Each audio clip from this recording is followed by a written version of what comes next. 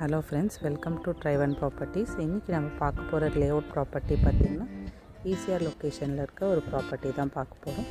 நம்மளோட லேஅவுட் பார்த்திங்கன்னா உங்களுக்கு அரௌண்ட் 1 கிரவுண்டு ப்ராப்பர்ட்டி எல்லாமே உங்களுக்கு ஒரு 20 plots கிட்ட இதில் அவைலபிள் இருக்குது. ப்ராப்பர்ட்டி சைஸ் எல்லாமே உங்களுக்கு 1 கிரவுண்ட் அபோவ் இருக்கும்.